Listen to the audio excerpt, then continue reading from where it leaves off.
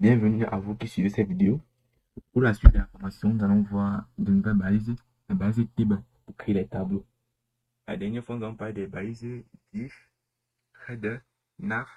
C'était de nouvelles balises non introduites et nous allons voir à quoi ça sert. Aujourd'hui, nous allons voir les balises table. Ce sont des nouvelles balises que nous n'avons pas encore vues. Ici, on va commencer par notre balise table.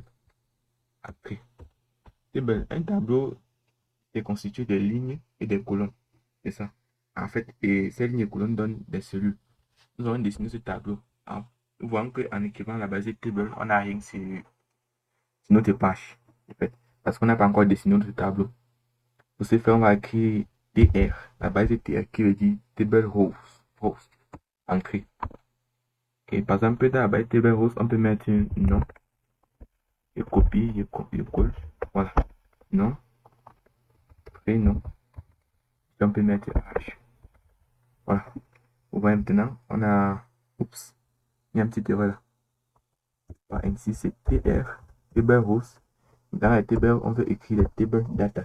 TD. Voilà. Là, je mets non. Si je copie, excusez-moi vraiment. C'est une erreur. Ici, en même temps, mes prénoms. Ici, mes H. Voilà. Là, vraiment, on a pas la première ligne de notre tableau. Et ensuite, pour continuer, on va venir ici, créer encore une base TR.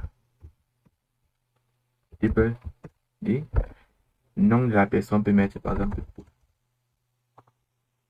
je copie, je colle, colle. Paul, prénom, bon, je sais pas trop. Paul Allen. Quel âge? 12 ans. Voilà. Ça veut dire c'est à ce qu'on a nom. Paul. Prénom. Allen. Âge 12. Et ensuite, on peut encore faire comme ça. Je copie. Je colle. Voilà. Ici, on change, on met par exemple chien. Ici, on met par exemple marketing. Ici, on met âge 30. Pour celui-ci, on peut l'appeler, je sais pas trop. Tony. Tony.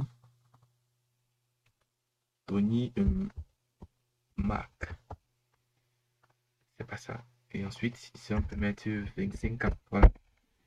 On a notre tableau. Fait, vous allez me dire, ouais, un tableau, ça a les bordures. Ok. Mais cela, c'est fait en CSS. Nous allons voir le CSS plus tard. Mais pour le moment, on se contente du HTML.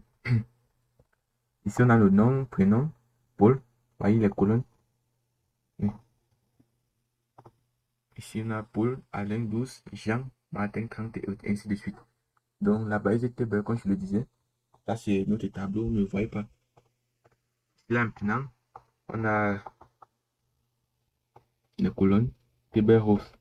Mais ici, on peut changer ici le nom en mettant ici par exemple TD. Le TD, on met TH. Table head. Voilà.